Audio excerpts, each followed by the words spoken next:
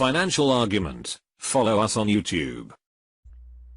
Now, today was a completely crazy day on the market. We understand the people in the UK, they decided that they want out. They don't want to be run by a non-elected body, and they want their country back. Now, of course, people are screaming and yelling that the UK is completely free at this point. We need to remember one thing. This was a referendum.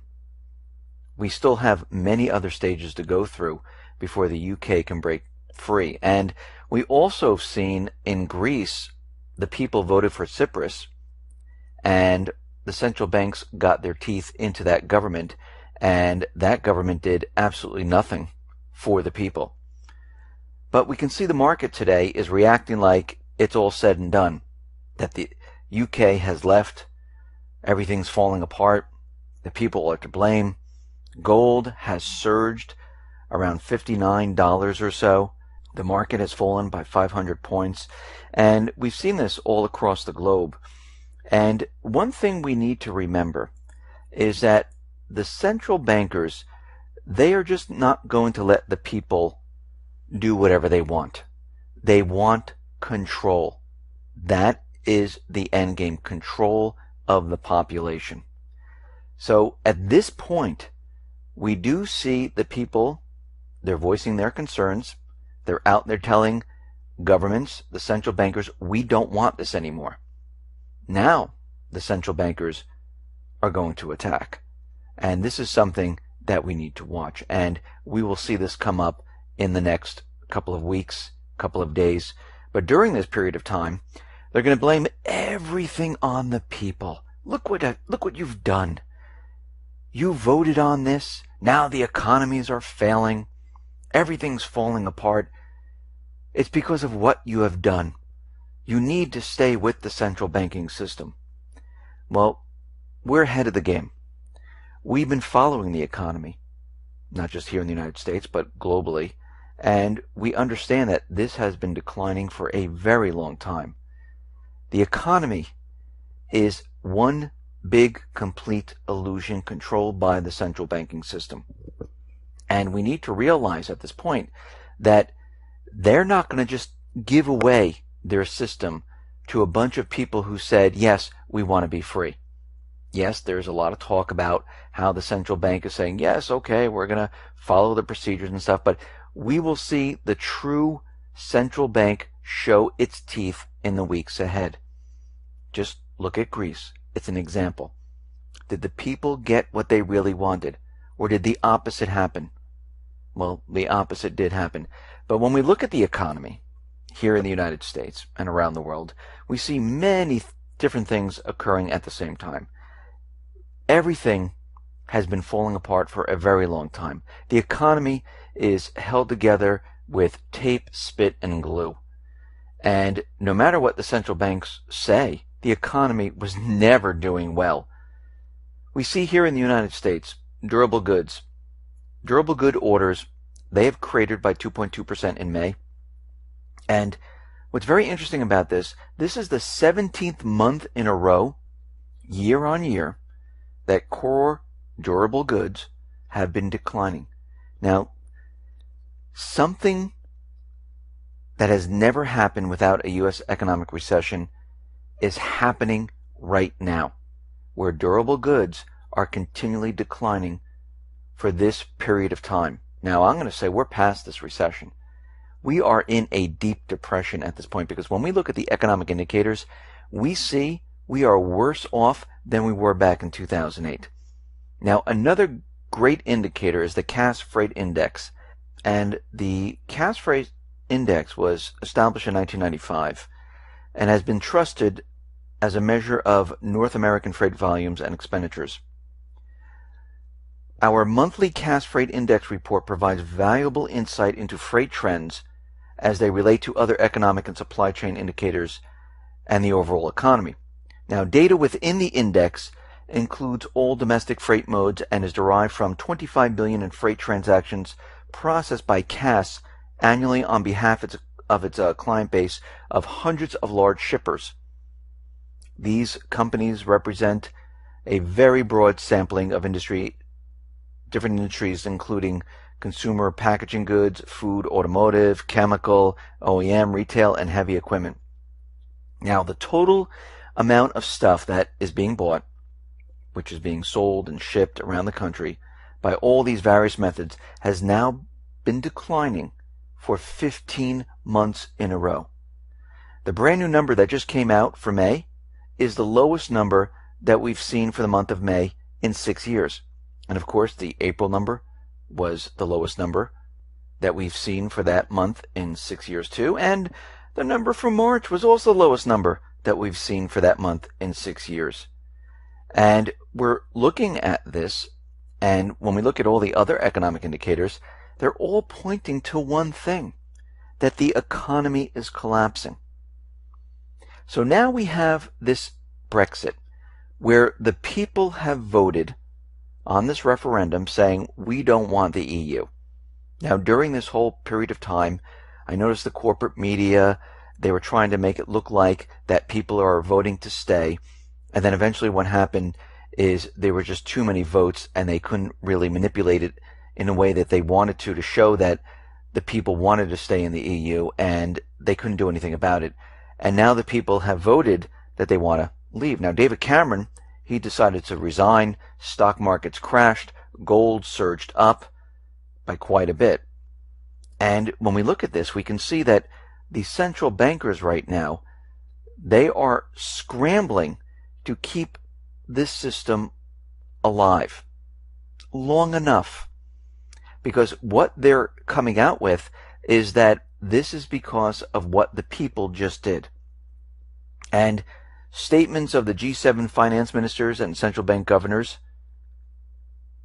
well, they went on to say that they respect the intention expressed today by the people of the United Kingdom to exit from the European Union. We are monitoring market developments following the outcome of the referendum on the UK's membership of the EU. We affirm our assessment that the UK economy and financial sector remain resilient and are confident that the UK authorities are well positioned to address the consequences of the referendum outcome. So they're already setting this up, saying there are going to be consequences. Now, we know that none of these countries need a private Western central bank system. Look at Iceland, for instance. We went through the same exact thing. They told us that it's going to be a disaster. They're never going to be able to make it, and their economy is doing well. They put their bankers in jail. They took control of their country. Actually, Putin did the same exact thing. Now, we look at this and we see that the central banks, they're all ready to provide liquidity. The Bank of England governor declared that the central bank can provide an extra £250 billion through its existing facilities to make sure that everything is okay. The Fed came out and said they're ready and willing to take this freely created currency out of thin air and provide it to anyone that needs it. But very interestingly, we are seeing other nations now. We're seeing Scotland saying maybe we should have a Scotland independence referendum once again. Italy's Northern League is saying they're going to launch an EU referendum campaign. And they're collecting signatures right now for the referendum. We also see France, Germany, Sweden, the Netherlands, Czech Republic, Hungary. These countries, they're looking to follow what the UK is doing right now. And we see, since this is happening, many countries and investors are now piling into the dollar. And what the Brexit means is that more passengers are going to be loading onto the US dollar, and we know what's going to happen to the dollar eventually. And this explains why the Fed has stepped up their swap lines. The Federal Reserve is preparing to provide dollar liquidity through its existing swap lines with central banks as necessary to address pressures in the global funding markets which could have adverse implications for the U.S. economy. Now, when we look at what's going on with this Brexit, we see a lot of propaganda out there. We see the corporate media, the U.S. government, central banks are out there saying that this is going to be a disastrous scenario. Now, we know the economy of the world, it has been declining rapidly and it's continually declining rapidly. There's nothing that's going to stop this. Now, this gives the central bank ammunition to say, this is why the economy is failing right now. And we can see that the Brexit, this poses a problem with the TTIP. And according to the German Party Alternative for Germany, Alexander Gauland, he's saying that the negotiations on the TTIP are likely to come to a complete standstill. French politician noted that the people said no not only to the current model of the EU, but also to the TTIP. So they're lumping all of this in, saying, okay, you know something? We're saying no to the EU, and along with this is the TTIP. And we know the IMF just came out to the US and saying, listen, you need to pass this. Remember, this is not for the people. The EU is not for the people. It's not an elected body. It's a body that elects the president themselves, takes away sovereignty from different countries. And we can see already out in the UK, there's types of soft capital controls. We've been seeing people, they've been lined up in front of foreign exchange services, banks. They were trying to exchange their pound sterling for anything else. We see the UK-based travel group Thomas Cook. They suspended their online currency purchases and imposed a £1,000 limit on transactions at high street branches due to an unforeseen demand for euros. And this is a form of soft capital controls. Now, in the corporate media, they're pushing the idea that all of this is going to create a recession. There's a lot of recession talk, and they're really pushing this idea because of what just happened. The whole entire economy can come crumbling down. And of course they're going to do this. And we knew they were going to do this because yesterday we talked about, well, if they do vote to stay in the EU, that wasn't going to be a problem. That's the central bank's wish. But if they did decide to leave the EU, the central bank would then turn around and say, because the people of the UK decided to leave, the economy is starting to fail. And we're already seeing this happen right now. But we have to remember that this referendum is an advisory referendum. And Parliament, they are not bound to comply with this. So what has happened so far? The people have voted, and that's it. Nothing has changed, but the markets took a dive, gold surged, people are talking doom and gloom. They're still using the scare tactics to say you've made the wrong decision. No, the people made the right decision. They don't want to be governed by a body that is not elected by them. They don't want to be governed by a body that controls many different nations, and many of these nations are very different.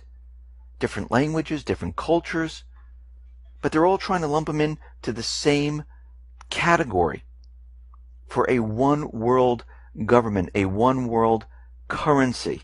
And guess what? It's not working. Now, when we look at this, the results of the referendum, they will not take effect and will not allow the UK to leave like in the next 4 years.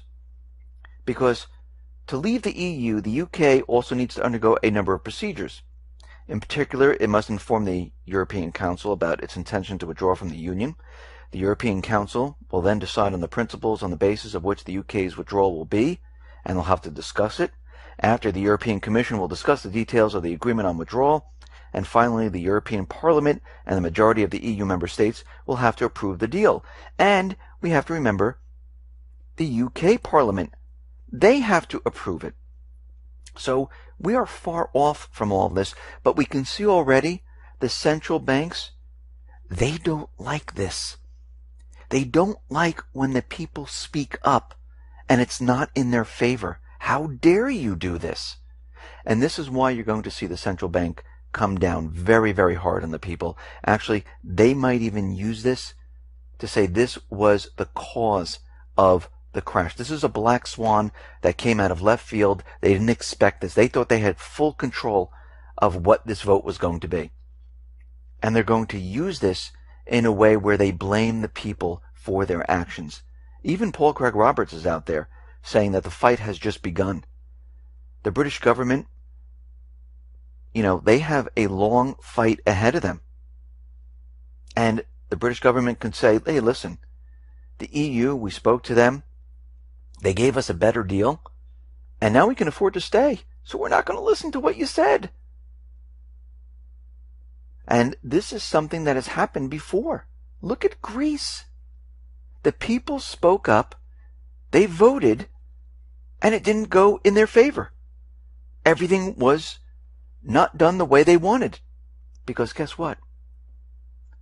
Governments that are not working for the people, and especially the EU, which is not elected by the people, they're not going to do what the people want. They're going to do what the central banks want, what the elite want, what the governments want. So where does this leave us? This leaves us with the markets continually coming down. Most likely it will be a disaster on Monday. Gold is going to surge because people are going to be very nervous about this. Investors are going to be very nervous about this. And they're going to pour a lot of their currency into gold. We're going to see a lot of countries moving into the US dollar because now we have this catalyst. Other nations are looking to remove themselves from the EU. And at this point, the central bank is not going to let this happen. They're going to come out with teeth and claws, and they're going to make sure that every country, every person in the EU gets back in line. And if they don't, they're going to blame it all on them that the economy has collapsed. They'll bring it down. No doubt about it. Just to show that this is what happens when you don't abide by our control. They will bring down the economy and they will say, hey, look what happens when you don't do what we say. Now we know this is not true. We know the economy's been failing for a very long time. We know that the economy is held together from all the free currency that was created, the bond purchases, the corporate bond purchases, the QE1, QE2, QE3, QE4, and the QE that they're still doing, because they really haven't stopped. All the toxic mortgages that they purchased, all the derivatives, all the bubbles that they created. Again, the people are on the sidelines. This is their economy. This is their bubble. And no matter which way they move, they will blame it on others and not themselves. And they will push their agenda. Now, out in Turkey, Turkey does not want politicians to go to the Incirlik Air Base in southern Turkey. They want no outside politicians there whatsoever. Military, technical delegations, they can visit. This is very interesting. We also see out in Syria, the Syrian opposition, the moderate rebels controlled by the United States government, central bankers. They are out there and they have accused Russia of using incendiary bombs in Syria. Now, of course, Russia is saying this is completely impossible. We are not using them. Please show us the proof. And once again, this is where it falls short. They don't have the proof. But of course, the moderate rebels have gone to the UN and they're complaining about this. Now, the question is that Russia, they like to dig deep and they like to say, show us the proof, show us where we're using them, show us how you found this out. And every time they push, guess what? The US, they have absolutely nothing. And most of the time, it turns out that the moderate rebels, the Islamic State, al-Nusra, al-Qaeda, they've been using the chemical weapons, the incendiary devices, all types of weapons that they're not supposed to be using, that are banned internationally. Now, Russia, they want the UNSC to pressure Turkey to respect Syria's sovereignty.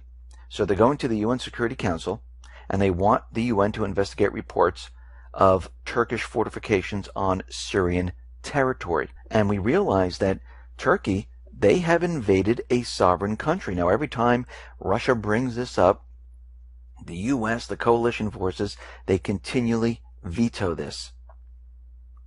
Because, remember, their goal, still the same. It's to get Assad. Nothing has changed. We see Norway right now.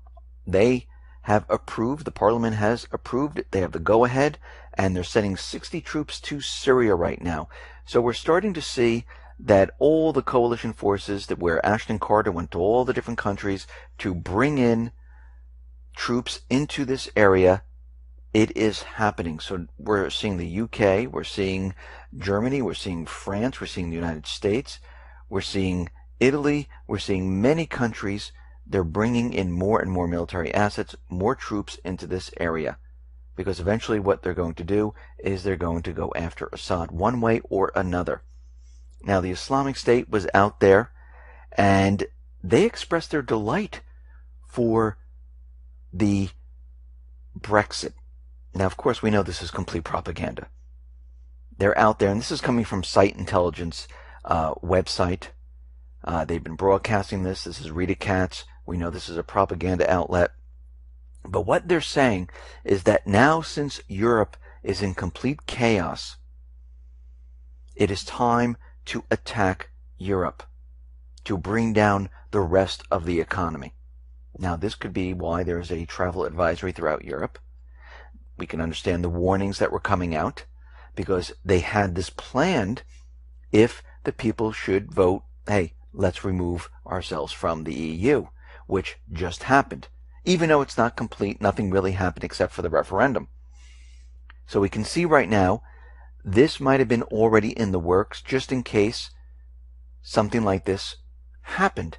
And we see at this point that everything that we've been looking at, all the economic indicators, all the geopolitical indicators, they're falling into place. So we're going to have to watch these situations very, very closely. We see things are heating up, the economy's coming down, and like I said, when you see gold start to move like this is an indicator that things are rapidly falling apart.